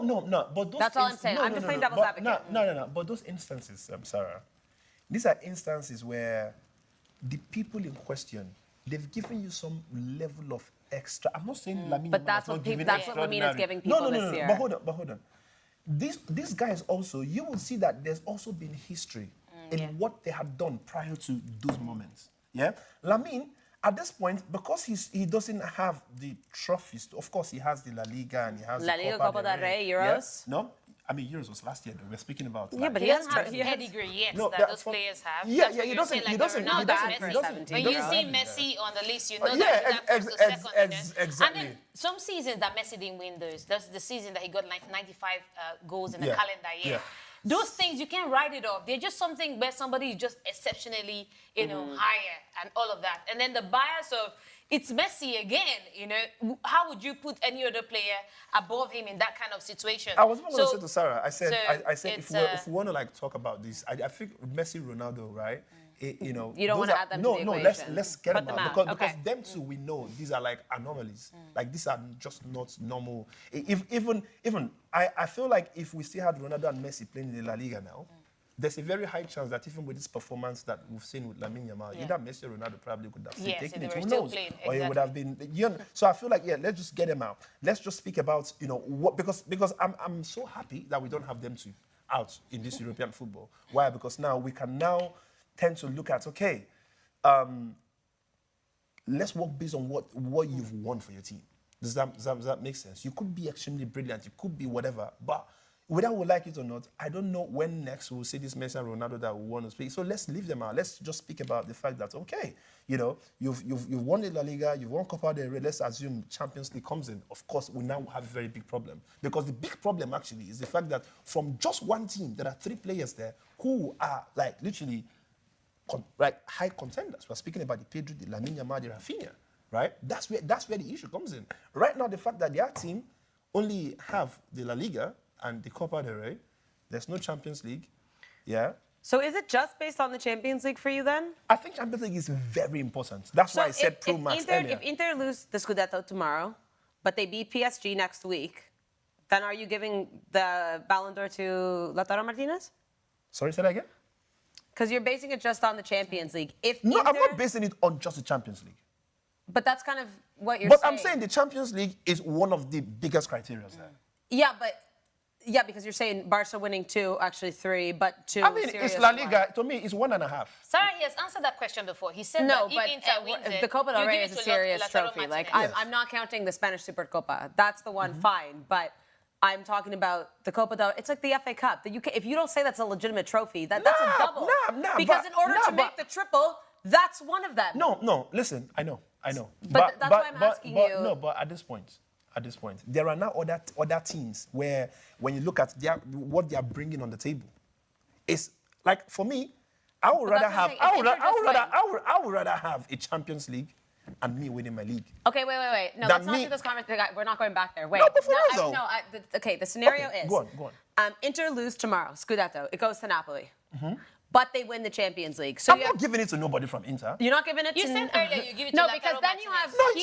She PSG won their just asked me a whole different domestic. question Liverpool now. won their That domestic. they don't win the Champions League. Okay, Alex, Or let they me don't take it to you. if they win. No, she said if they win. Sorry. Sarah, did you say if they don't or if they win the Champions League? So, They no, win the Champions League, but they don't win their league. Wait, Come come back to me. If that happens, Inter lose the Scudetto, it goes to Napoli, but they win the Champions League, who do you give the Ballon d'Or this year to? I'm giving it to Dembele. Simple. He said if they didn't win the Champions League, like If Inter they- win. Inter win the Champions Inter League, but they wins don't it. win Yeah. tomorrow. Napoli win the Scudetto. Yes. So PSG just have the league, maybe Coupe de France, which they still have to play. Barca have their double. Liverpool won the Prem. Bayern with the Bundesliga. Napoli with the Scudetto, and Inter with the Champions League. Who do you give the Ballon d'Or to? At that point now, I'll be considering a Barcelona player now. To be Because honest, at this point, they all come on the same level to me. Okay. Yes, simple. I had to... No. Some people would for real. argue that Dembele got to the final at least. No, but then he didn't win. But for me, what I'm saying is now everybody's now brought different things that they have. Yeah, this is now the point where you start sieving. So say, okay, what do you bring? You bring a Champions League, but you don't bring your own league. Let's put it here for now. You bring this one. Let's say the goals you score. Like it's going to. if we forget all of that, and today, we don't know who's won the Scudetto, we don't know who's won the Champions League. Who are you giving the Ballon d'Or to? Today. Oh, Alex. Today. But not even in a harder position. At 3 minutes past 5, Yeah. South On African May- Standard Time. May 22nd. There's no wait. We don't know the winner of the Scudetto, and we don't know the Champions League winner. Okay. Today, who are you giving your Ballon d'Or? If Gianni Infantino came up to you, I know it's not his decision, if L'Equipe came up to you and said, we need you, Mr. KlintonCod, to pick the Ballon d'Or winner by 5 minutes past 5, who are you picking? I'm picking Lamine Yamal. Okay. Yeah. Facts. All right. One more time for the comments, and then let's move along. Okay, so I had a comment that sounded very interesting to me. It was only one word, but what about Marcus Thuram? No. No. It's not there for me. You think Lautaro Martinez deserves it more this year than I don't think Marcus? Lautaro Martinez deserves He it. doesn't deserve it. Both of them do not deserve it. Yeah, but if we had to choose someone from Inter, wouldn't Marcus Thuram be more suitable? Marcus Rem has had. I think this is where this is where we are speaking about prior, right? I don't think you just because when we're speaking about the Messi and Ronaldo, right? I did mention, I said, you know, you are now not just looking at these players and that's, you are looking at what this, you know, what they've been on for time. You know, all these years of brilliant performances down to that point. Yeah, because whether you like it or not, I feel like this is what they've considered giving it to either Ronaldo or Messi all the years. I'd sooner give it to Jan Sommer than Marcus Thuram. I mean, I would agree to a very huge extent. You know. Has a goalkeeper won it before? No. Oh, Well, that would be an interesting twist. I think once. And I think they should be considering goal. Like, I feel bad that it's always forward players. They do get their and own. then the one defender. The that Golden Gloves. Yeah. But I know. feel like But it's then still you not could fair. also say the same thing about like defenders and also a lot of the time midfielders. Like usually it of does go course. to a very I offensive. mean, that was how we has have ever won the Ballon Lev Yashin. Lev Yashin in 1963. That's Yeah. why the award now for the best goalkeeper is called the Lev Yashin Award. Yeah, they have their own award. But I think, honestly, at least the keeper gets an award. I think certain defenders and midfielders, like you could say Iniesta not winning a Ballon d'Or. Manuel Neuer, when he was... Fair. I can't remember what year it was, but 2014? he was third, I think. He was fantastic Yeah. that year when they won the Champions League and they beat Dortmund in the final. In all honesty, right, 2012, 2013. I'm quite surprised that people are not having any kind of debate as to why. I think Ballon d'Or needs to be renamed, right? Let them name it in a way where people understand that the people who are being considered are, say, for example, whether midfielders, because we saw Rodri win it last year, and we say forward players. Because how many times there are so many players who are brilliant on the pitch, whether you are a defender, whether you are a goalkeeper, whether you are... So, yeah, of course, goalkeepers get their golden glove, whatever, but... You know, the Ballon d'Or, what is it meant to be? The Ballon d'Or is meant to be, I would understand it to be the most exceptional player when it comes to both performance, personal, you know, club, trophies, all of this and all combined together, even behavior, right? So the fact that you see goalkeepers who are putting, you know, extreme efforts when it comes to their savings and everything they do on the pitch to get, because you don't understand how important these people are to even the team. Look at what we're speaking about Onana here. How many of you go into when you go into a game, the first thing you're looking at is who is in goal, right? Because this is whatever happens here in this net determines whoever wins. Get out of here, man. I know you're gonna do that, but I was just waiting for you to do that. But no, I feel like, you know, it's high time they define this Ballon d'Or. And is this some kind of Ballon d'Or for forward players? What would strikers? you call it? I would call it. FIFA for we should ask that question. L'équipe What forward would of you the call it? Forward. Get out. Forward doors. That even sounds very French. But we've seen a defender, you know, You're win holding the forward, European best. The what? Do you know what Ballon d'Or? Do you know what Ballon d'Or means? Huh? You know what Ballon d'Or? Yes, of course. Of course you So obviously, Ballon is a ball. Yeah. Yeah, and d'Or is like, you know, the best person that played the ball. No. No. Sorry. Try again. Ballon d'Or. Wait, you actually not know? D apostrophe O-R. It's gold. Golden It's ball. golden ball. Are you serious? Gold, yeah. Oh, I didn't know Ballon that. d'Or, I just thought gold. Ballon d'Or was No, it's literally- gold. Oh, golden ball. Yeah. All right. That's why the ball is gold. We'll learn everything. All right, let's not. We learn something new every day. Yeah. All right, Quickly on the Serie A, it's not only a shout at the top, but for the bottom, who's going to go down between Venezia, Lecce, Parma, Empoli. It's all kicking off over in Italy. So make sure you stay tuned for, and then the camera finally came to me, a lovely weekend ahead in the Serie A. We do need to move along. Let's talk some Premier League, shall we? Angel, eye roll. Okay. As it stands right now in the Prem, we do know that Liverpool and Arsenal are locked in. Man City with 68 points in third place. They're taking on Fulham this weekend. Newcastle with 66, taking on Everton. Chelsea, 66 points as well, taking on Nottingham Forest. Aston Villa with 66 points, taking on Manchester United. And, of course, Nottingham Forest, 65 points, who are playing Chelsea, as mentioned. Guys, it is going to be a tough last weekend. We will not know who qualifies. 3 spots are left for European Champions League contention, Alex. And one of them is, in fact, your Chelsea. We spoke about that a little bit earlier on, but it's getting closer too. And Nottingham Forest are also in this contention. So might be one of the best games of the weekend. Yeah, I mean, I'm looking at this weekend, and It's a pressure situation. I think we can all say, and I think we've said this before, that City will get that third spot. I think they'll win their final game against Fulham. I think Newcastle will get... I mean, we look at the graphic here, Newcastle playing Everton. You'd expect them to beat Everton. Everton have had their celebration of the last game at Goodison. They've got nothing to play for. You would expect Aston Villa to beat Manchester United, although there may be part of you that would think Manchester United, after losing last night, they would have a little bit of a fire in their belly just to finish the season well. But to be honest, I think, let's say, so City win their game, they've clinched that third spot. Arsenal second, City third, Newcastle fourth. At the moment, I think Villa will win and clinch that fifth spot. Because I really, given how inconsistent Forest and Chelsea have been over the last couple of weeks, Chelsea have improved a little bit. They've won 4 of their last 5. But... Well, you've changed your tune, because before... No, you didn't. I said Villa yesterday. We said we have Chelsea not finishing as well. Yeah. No, we didn't have Chelsea. Yeah, but someone did. So No, Chantal had Chelsea. I think Chantal had Chelsea. There was someone at the table who didn't, and Yeah. Chantal's been on the last couple I just shows. think, given the No, but we have City, inconsistency, Newcastle and Aston Villa. I think one of those teams, it's really tough. How do you see Nottingham Forest and Chelsea ending? Because if it goes with Aston Villa getting a win and Newcastle and Man City, and that's your top 5, then it's going to come down to who's going to make that Europa League spot, and it's going to be between those two.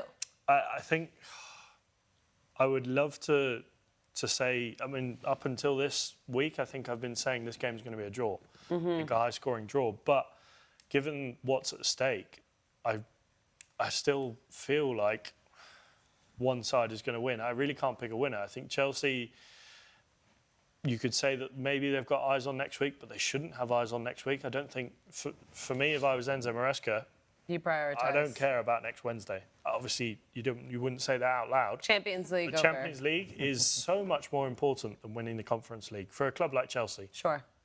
With all due respect to clubs, for example, like West Ham, they won the Conference League. It's a magnificent achievement for them. But for Chelsea, yes, there's that glamour of becoming the first team to win all 3 major European competitions, but you don't get to play in the Champions League for that to have that mantra on your football club. But I really can't call this one. Well, It's really tough. let's welcome to the show Calvin Owusu from Sporty FM, all the way from Accra. If you speak about Manchester United, me and you will have problems. Calvin, say it with your chest. I'm warning Say you it with now. your chest. Hello. If I hear man, Hello. I'll turn you to a woman. Hi, Clinton. How are you?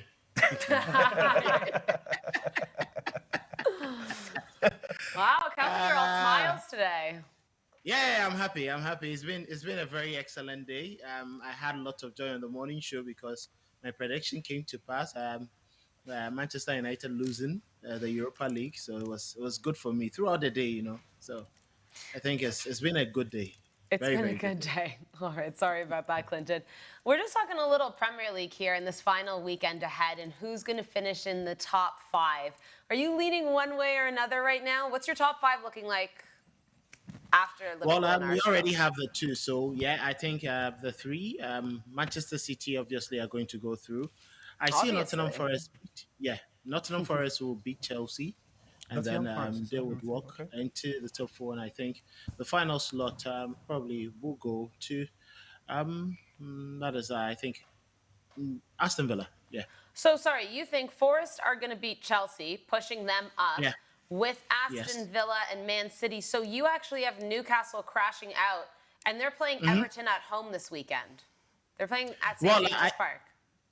Well, I believe that Everton will spoil that party. Yeah, I haven't, from what I witnessed against the game against Arsenal, where they couldn't really have the firepower, the energy up front. If Ishak is returning, then they can have some hope. But if it's going to be out of the game, they still struggle without him. And I think that could be where Everton will pick up, from that. You look at that Everton team and they seem to have some energy. And the players, most of the Everton players are leaving at the end of the season. So they want to really finish on a high note, and I think yes, they may be the party spoilers this weekend. If they surprise me, well, it wouldn't be too much of it because they are playing at home. But I still think that Aston Villa would take advantage of that slip from Newcastle and then walk into that top 5.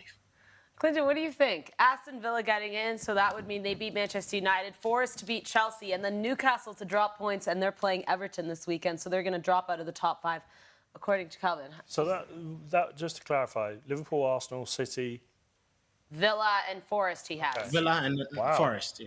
Wow. Let me look at that thing again. What do you think about that, Alex, while Clinton takes a look? I think I just can't see Everton beating Newcastle. Me neither. Especially at St James's Park, given the reasons behind. I think last week was a special week for Everton. I've said it a few times now that they finished the season, they've got nothing to play for. I think David Moyes is going to slowly start building for next season. This is also something that we don't know. Is David Moyes the long-term appointment for Everton? I think he'll be there next season. I think at least for the next year or two, just to steady the ship and get them into the new era, because David Moyes isn't getting any younger. He might be thinking about wanting to take a bit of time off or even retire. And I think when you look at how well Newcastle have been playing, yes, they've only won 2 of their last 5. They're not on the best run of form, but at St James's Park, Eddie Howe will be getting into his players this week and relaying the importance of a game like this and what not only playing in the Champions League could do for a club like Newcastle, but financially as well, to bring in more players. We've seen them the last time they're in the Champions League, they really struggled to stay competitive in the Premier League, but they can bring in those players and reinforce the squad and stay competitive in both. So I can see Newcastle finishing in 4th. Angel? Me too. I see Newcastle actually clinching the Champions League spot. The reason is they have picked at the right time of the season. I mean, we've seen Nottingham Forest in 3rd position, 4th position, but they have kind of, just disappeared as the season wore on towards the end of the season for some reason, and that's why they are sitting in 7th position. But for Newcastle, I would fancy them to finish the season on a high.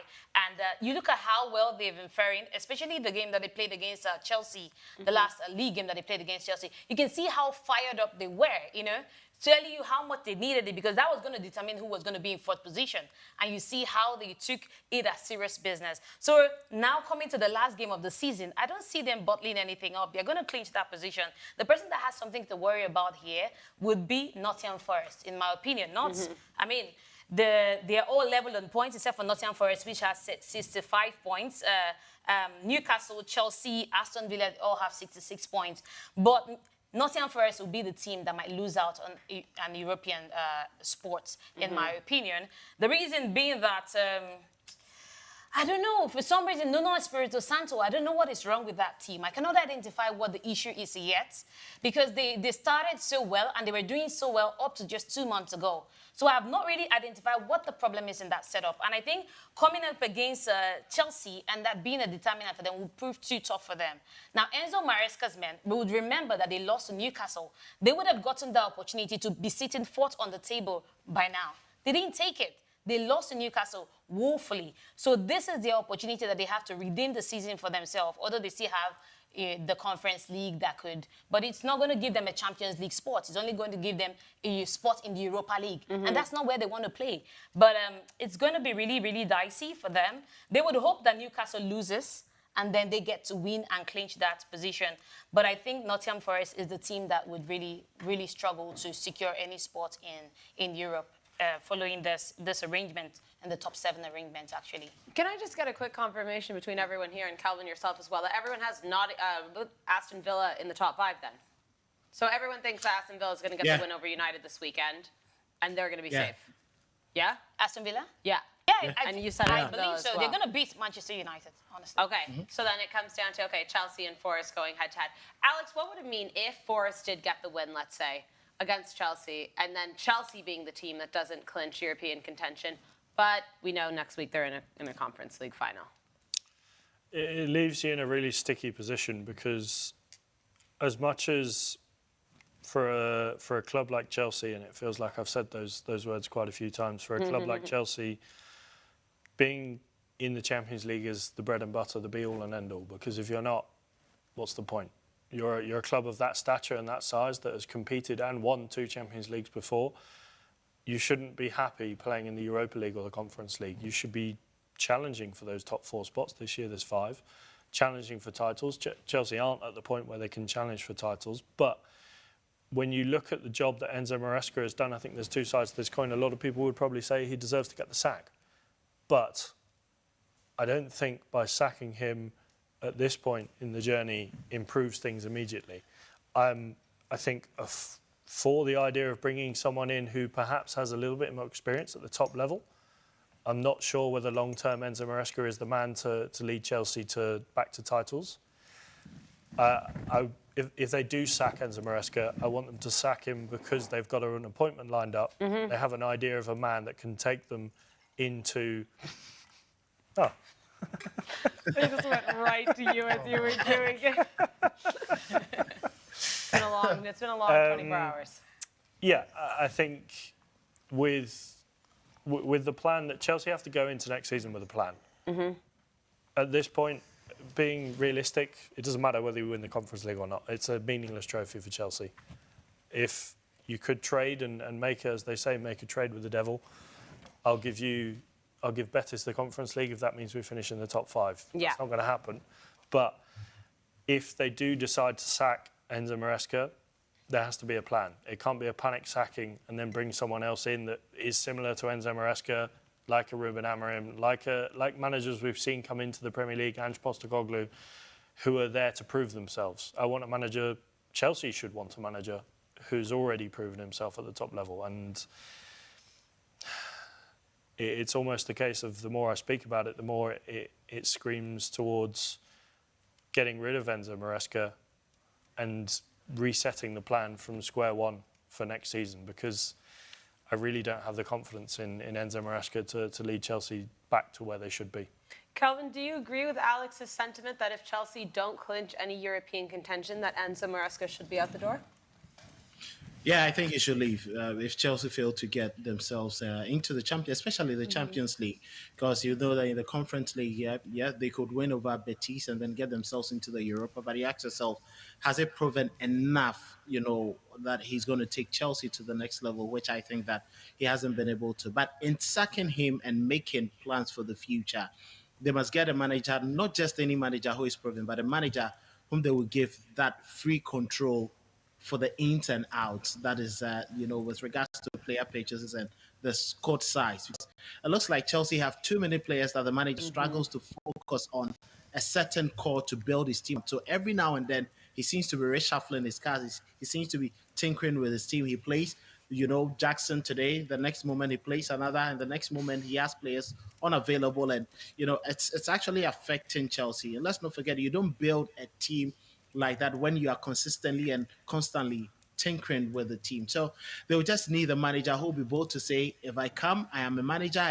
I have maybe a supervisory role of someone else, but not that control of a sporting director who day in, day out is going to, control most of my purchases, my signings, and then with regards to the team building. Other than that, Chelsea are going to remain in, the lowest ranks of the Premier League and European football as they've been in the last couple of years. Fair enough. Yeah, just a quick one. I know we're talking about Chelsea. I understand that Chelsea is a big team. But why are we not talking about sack for Nottingham Forest's coach, Nuno Espirito Santo? Because if they finish in that position... Wait, hold on. If they qualify... You can't say that, if they qualify last for the season conference... they finished 17th. Yeah, even if they qualify for the conference, but you look at let's look at how the investment that they've made and the quality of players that they have so far.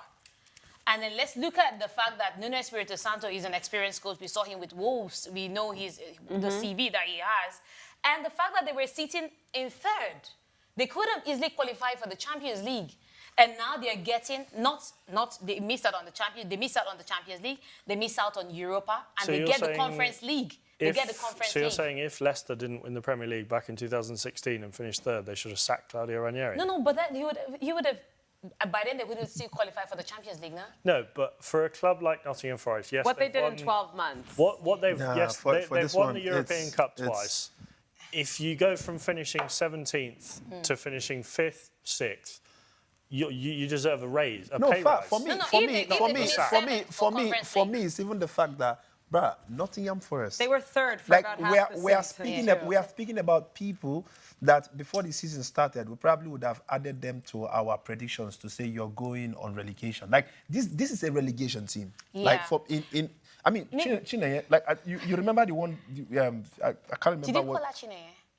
Oh, That's her that's my. name. Oh wait. Oh, we have to talk. Oh my. Wait, goodness. we've been getting Nigerian names, and that's Oh, yeah, why. I know. Her name is Is it Chineye. nice? Nice. Is it nice? Yeah, it's a lovely one. That's my sister's name, by the way. Oh, thank you. You see, and you know Alex's name.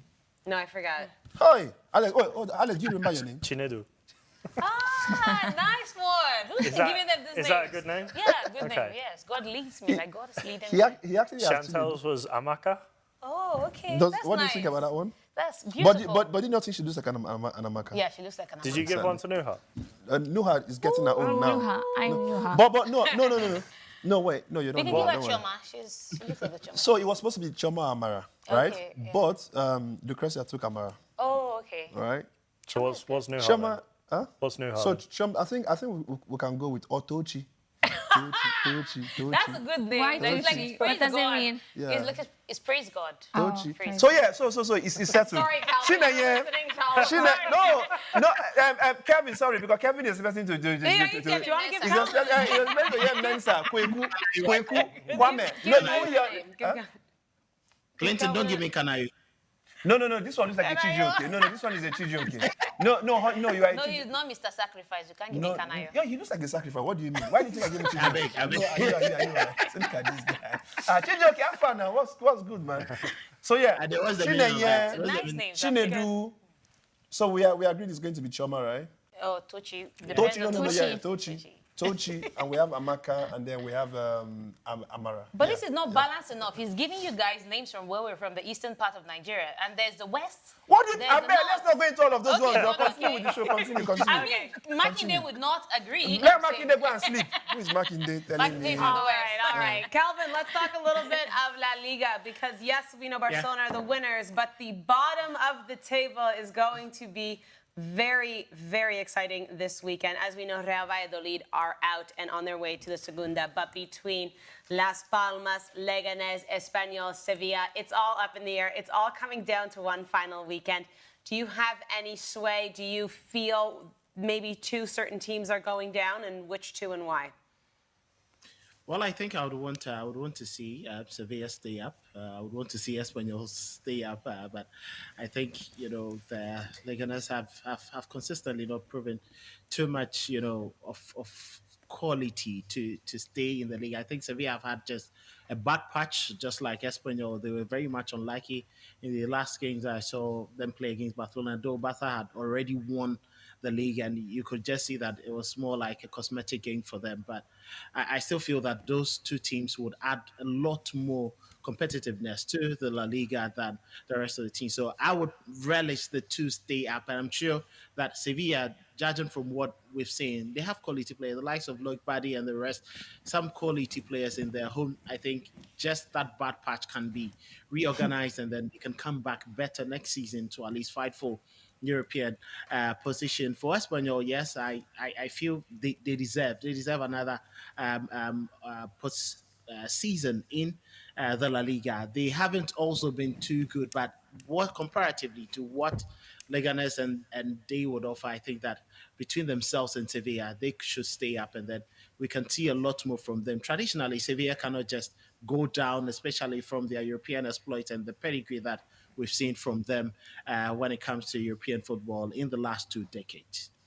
I know a few Madridistas here that would love to see Sevilla go to the Segunda. But Clinton, are you going to take that? Sporty TV's very own Leganés, and Calvin thinks that they're going to the Segunda. I mean, that would be very sad, and that's the reason why I kept on saying they saw my performance on their stadium. I thought they would have, said, okay, let's use him and save this season. And okay, see where they found. Now they found themselves instead of hoping to be or, you know, in the La Liga continuously. They found themselves on the same plane with Alex. Like, do you see the level? Like what? Now, Sorry? No, but was that not what happened? Yeah, but what's that going to do with them going down? They went down to come and pee in the flag. Like, No, but why is me being on the same plane as them while they're going down? Because you guys, but that, They should be playing private jet, but now they're playing economy. Sorry. No, it's not even about that. No. Like they should be hanging out with team. They needed me. They went to carry basketball. Now, how do you want them to progress in football? Damn. Okay. That's the problem. This is not on Alex. Okay, Alex, Las Palmas are taking on Espanyol. Alex, They're 5 points right now behind Leganés. Leganés are taking on Valladolid, who are already out. Espanyol, Las Palmas, I said it, Sevilla and Villarreal, and Girona and Atleti, and Alaves and Osasuna. Again, another weekend where we're going to have several TVs on.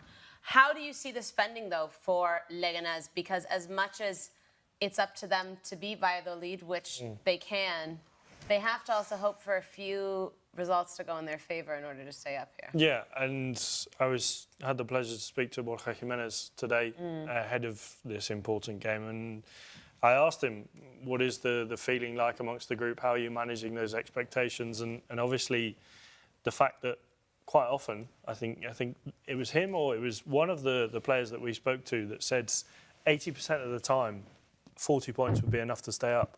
But this time, it might not be enough to stay up. So you look at the table, and I think he was very pragmatic in what he said. He said, we know the job that we've got to do. We've got to beat Valladolid at the weekend. That's what we can focus on. There's no point in us focusing on Espanyol or Las Palmas. We've got to hope, obviously, that Las Palmas can get a point or a win over Espanyol. But I think when you look into this game, the key for Leganés, and I've been asking the players this throughout the last week, what is the key? How do you do it? How do you stay focused? And that's it. Concentrate on the job at hand. Although they need another result to go their way, they can't worry about it, because worrying about it isn't going to help them, isn't going to help Las Palmas win. So they've just got to focus on getting the result against Valladolid and hoping that the other result up in Barcelona goes their way. That would be so dramatic at the end of the season. For the season to end in such a but way, that's if they're able to secure the win and Espanyol loses to Las Palmas or I'd draw, be swimming. Barcelona win La Liga, Leganés stays up, and we send rivals Espanyol down into the Segunda. Happy days for Sara over here. Let's hope for it. Let's absolutely hope for it. Nah, but you see, this is the situation I keep saying, you know, teams don't want to put themselves in, you know, hoping. If we not lose, that one can win, then that one can draw, then we not, come on, man. Like, some of them didn't even do maths in school. Now you're having to do maths, trying to calculate whether, oh my God. Which kind of, that's a hard life, man. Sara, if Espanyol gets relegated, and I've seen this in the comments. Do we party again? And I lose my voice for Monday? Come on. No, but would you take Joan Garcia in Barca? Because I know Barcelona is looking for a goalkeeper. No, I don't think so. Would they want to buy from their city rivals? Yeah, there's been a few players that go back and forth. But Why not? I think Barcelona right now are not in a bad situation for keepers. I mean, we've seen what Chesney has done coming out of retirement. And don't forget, Marc-Andre ter Stegen is still world class. So I think there are a couple more positions that I would rather Barcelona focus on. I think with Chesney and ter Stegen, I think they're sorted for at least one more season. I'd look for a Lewandowski replacement or a Rafinha replacement or maybe some center backs, because Araujo this season has been completely... What do you mean Rafinha replacement? If they're injured. Do you mean like a backup? Sorry. More like a backup. If we're looking at it realistically, ter Stegen's how old? 32? Yeah, something around there. Chesney's this is probably his last season, as in this coming season. Yeah. If he does play, this will be it. I don't think he'll go any more than that. Yeah.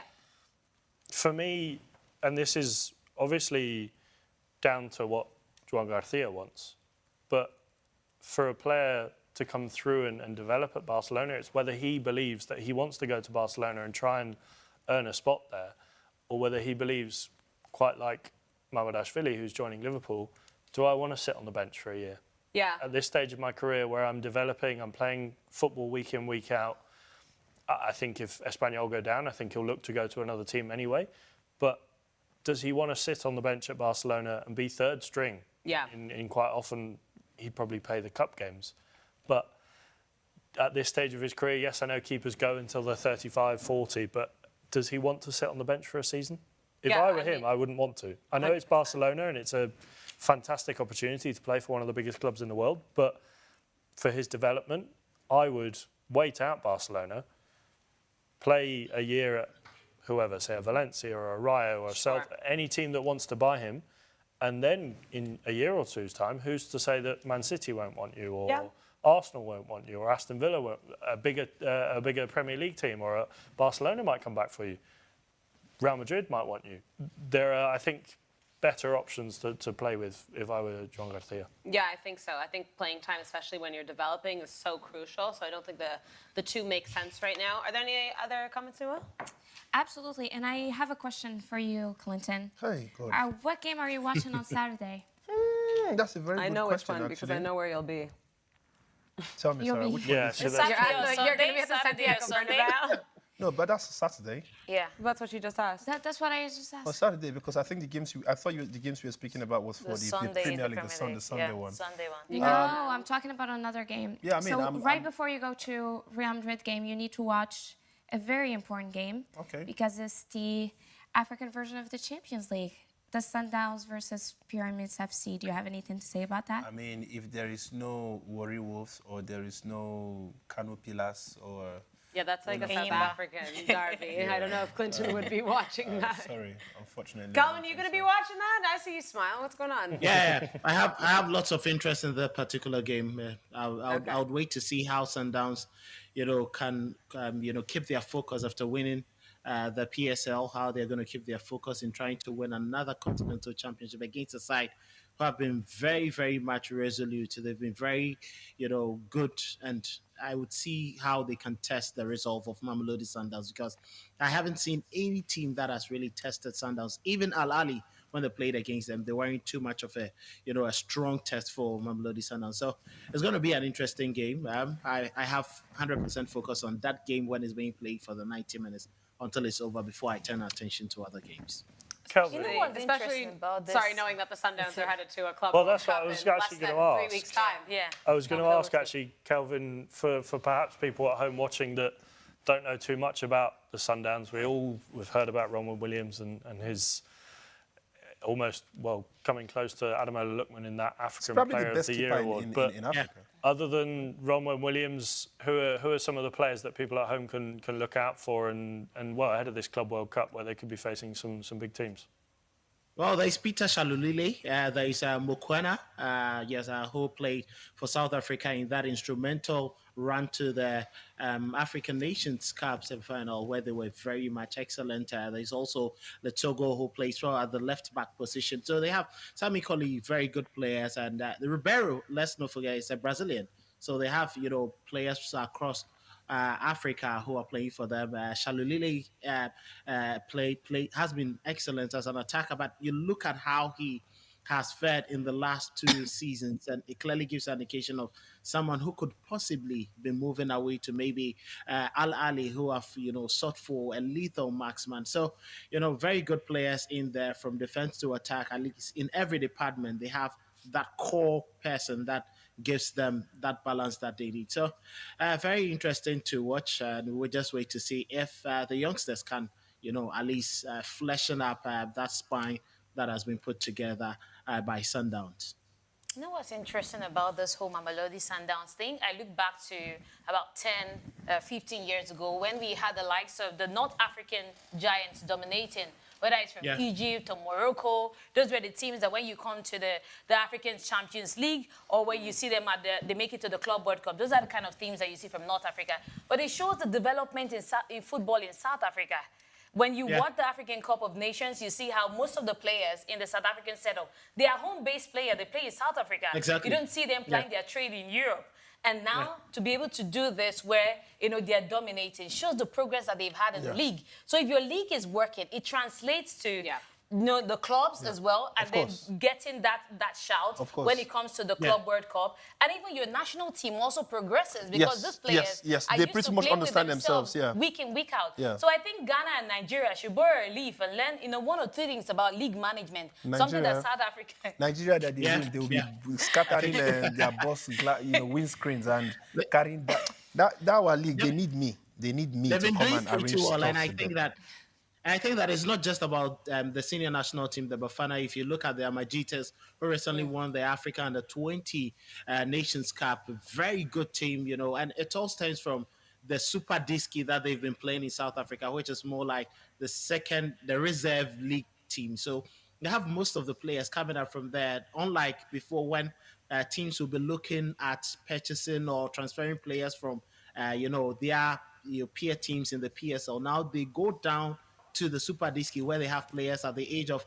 18, 17, 19, 20, and then they just bring them up to the team. And the reason why South Africa are performing so well, if you look at the last 5 years and how they've performed, not just in Africa club football, they've performed when it comes to the senior national team, even the under-17, under-20, and it clearly gives you an indication of, something progressive, a very good plan that has been set up with the right investment, unlike what we are doing here in Ghana and our friends are doing in Nigeria. Well, it will be very exciting to watch them in the Club World Cup, going up against some of the big dogs like Manchester City, Real Madrid, Bayern Munich. Speaking about Real Madrid. So, guys, listen, I keep announcing this stuff, this is a Real Madrid jersey that's been signed by at least 99% of Real Madrid stars. The only 1% is Ronaldo because he already left, obviously. So the rest of them, now we're giving out this jersey for free to a lucky fan, okay? Now, what this fan just needs to do is to subscribe to our YouTube channel. Tell me why you need it, okay? On the 31st. So Champions League night, we're going to be choosing a winner. So if you want this to be sent to you, listen, this is I want us to zoom into all the you see those signings? Yeah. So if you want this jersey, let me know by subscribing. That's it. All right. Well, let's do some booking codes, shall we, Alex? Yeah, let's go You've gone all over the board here. Do you want to start? Yeah. So I've maybe not done something that is realistic. Oh. I've gone hopeful. And this is what I think, some of them is what I think will happen, and some of them is what needs to happen for a certain team in Spain. So I've gone for Napoli to be the outright winners of the Serie A. Okay. That's quite good odds. I think Inter had odds of over 6. Gone for a draw between Nottingham Forest and Chelsea. Okay. Draw between Espanyol and Las Palmas, which is where it gets a little bit unrealistic. And Leganés to beat Valladolid, which is actually quite good odds, 1.33. So 27.38. Obviously, those odds are subject to change. But Napoli to win the Serie A, Nottingham Forest and Chelsea to be a draw, Espanyol, Las Palmas draw, and Leganés to beat Valladolid. Do you know the last time somebody had 2 draws on their best slip and won it? You? This was back in 1942. Like I was still in my primary school at the time, Oh, right? yeah. Now, listen, if this Ancient one... of days. Ancient of days. Ancient of days. How old are you now? How old are you now? Who will never... Hey, why are you messing the lyrics? Wait, okay. Why are you messing the lyrics? Sorry? Why are you messing the lyrics? Wait. Do Big you know the lyrics, though? Yes, I do. I know the lyrics. Why are you Ancient of messing it? days, As old as you are, Yes. as old as you As are, you you are. will never change. Yeah, Not but that's how what I old said. are you? You're saying how old are you now? I said, how Is it old birthday? are you now? You're Oh, mixing is that up the what- is that what I birthday said? song. How old are you now? Oh, okay. No, I thought I was singing you right. As Sorry, you I are. didn't know. And Alex, I cannot tell if in your case it was a case of sentiment when you put Las Palmas Espanyol, like you're feeling for Leganés. Don't think it's going to happen. I don't think it's going to happen, but if it comes off, there are some good odds there. All right. Well, I've also gone for a little pick around the board in the Serie A and La Liga at the top and at the bottom. I have both Napoli and Inter winning their games, meaning that Napoli will win the Scudetto, but both of them to win. Well, where's my booking code? It's coming. It's coming, guys. It's coming. I think Leganés will beat Valladolid, but I think Espanyol will beat Las Palmas, unfortunately. I also have Empoli to beat Verona because they are fighting to stay up, and Lazio to beat Lecce, meaning that Venezia and Lecce will join Monza and head south to the Serie B. I mean, maybe we will have my booking code so you guys can look at it and tell me what you think. We're just waiting. Well, I mean, because, I saw many more, so... No, I have my money more. Should we put that sort of, what's that sound? The sort of countdown clock of... just the... Jeopardy song. Just to wait. Okay, well, I don't think it's coming, but it'll be on socials, guys. But it's from tomorrow until Sunday, a bunch of matches in. There you go. Thank you very much. My one's gonna come tomorrow, by the way. Okay, Because, KlintonCod coming tomorrow. It's like the last weekend, so I need to cook. This one is not just ordinary. It's not because you cooking. forgot to do one today, is it? No, not because I wanted this one to be special. I mean, I've been special like the last couple of and you know how much people believe in my code. Like this is, do you know what it means that this code, you guys, it comes to my name. This is KlintonCod. Like Tell me something I don't know. No. don't follow me. She baited Follow us. She baited us. Calvin, what do you think about my booking code here really quick? Napoli win, Inter win, Leganés win, Espanyol, Empoli, and Lazio. Well, these are highly probables, and I think there shouldn't be any surprises. It's quite a good code. If you stick with some good money, you win some good money for the weekend, and you enjoy. I don't think there are any qualms about that. You get it right, and I love it that Napoli is going to win, and then they win the Serie A. So I think it's a good code, unlike Clinton's. I'm sure it's Wow. Yeah, it's been Clinton's non-existent. Clinton doesn't non-existent code of each one. And he's already getting shouted at. I know he's cooking one. I know that he's going to cook. He's going to cook to favor some clubs, but I know yours is genuine, and that's what is going to happen. Okay. Okay, Right. well, Clinton's code will be out tomorrow. Yeah. All right. Hopefully, you have to If put he hopefully I'll be remembers. back. It's for the Club World Cup. Yeah, it's for next season. Next season. All right. Outright winners. Nouha, shall we look at some comments? Yes. Clinton, can you show us the jersey one more time? Sorry? The jersey, the Real Madrid jersey. Can you show The jersey, Oh, one more time? yes. No, absolutely. Because a lot of people want to win this jersey, and you guys, you have to be subscribed to the YouTube channel, but also +1 if you're subscribed to the Instagram. This jersey will be given on and TikTok. Follow No, us everywhere. and drop a comment as to why you should get it. Yes. Facebook, Don't YouTube. send Give me. us the reason why you should. Don't send me Instagram Every DM, social media. I don't check my Instagram DMs. If you tell me, Clinton, I want that stuff there, fam, you're wasting time. Unless you want to bribe me, of course, come to my DM. But Can if I you're not, bribe you? But let's I stay mean, tuned. it depends on, you British If I people, buy you're you bribing. lunch. It's like, I knew it. I was just about to say it. You British people is always sandwich or whatever. And No, I you guys, don't. No, last no day way. to subscribe is on the day of the Champions League. So Brilliant. That's what make we're sure announcing that your family members are subscribed, your friends are subscribed. You're taking it too far, man. Now they will be like, you know what, What just if give they us, wanna- it's just a give me a signed jersey, Leganés. you know You'll how probably be like, much just give me a that Leganés costs? jersey. That. No, but you know how much that jersey costs? No, it's not A just about. It's, signed no, jersey? no, it's not just about sign. It's a lot of signings It's like this. every player signing I'll that tell you played what this signing, season. what signing isn't on there. It's only mine. KlintonCod signing Yeah. isn't on there. So you Yeah. don't have to worry about getting a shirt that's been devalued by being signed by Don't Clinton. do it again. We'll throw it on the ground. No, you Don't do can't. it again. No, you Don't can't. do it again. Yeah, no, you can't. Do you know what's going to happen tomorrow morning? So you better start, getting yourself accustomed What's to all of this tomorrow stuff. morning? What do you mean? Oh. Exactly. I'm not bringing a jersey to that. No, but at least, but you are going to make the people signing these. Yeah. And you are going to be But like, that oh my doesn't mean I need God, a oh my jersey. God, I like you, oh my God. What? I don't think I will. I'll ask Fran Garcia how it feels to live in Lamine Yamal's pocket. We'll see how that goes. I'll just do this every time I say, hi, guys. We are going to meet the Real Madrid players tomorrow, Calvin, so we're having a bit of fun here. Wow, that would be great. That would be great. Yeah. Yeah. Oh, yes. Extend my greetings to Rudiger. We shall. Well, Calvin, pleasure to have you join us as always. We hope you enjoyed the last weekend of club football. Yeah, I'm going to enjoy it. It's all club football this weekend, and from tomorrow I'll just glue to my sets, my other screens, and don't forget that in Ghana too, we're enjoying the Ghana Premier League. So, lots of football and lots of attention with that too. There's also an interesting, run to the Premier League title. 5 teams looking forward to winning the Premier League with, just 5 points separating the first position to the 5th position with 3 more games to play. So that would also be interesting. The Premier League should learn 1 or 2 things from Ghana then. Calvin, Hey. The Premier League should learn something from you guys, eh? Unlike when Liverpool wins it weeks before the season comes to an end. They need to learn something from Ghana. Yeah, it was just close, but we've seen times when Manchester City just blow away all the clubs and then win it very early. Manchester United, Arsenal, they blow out all the teams.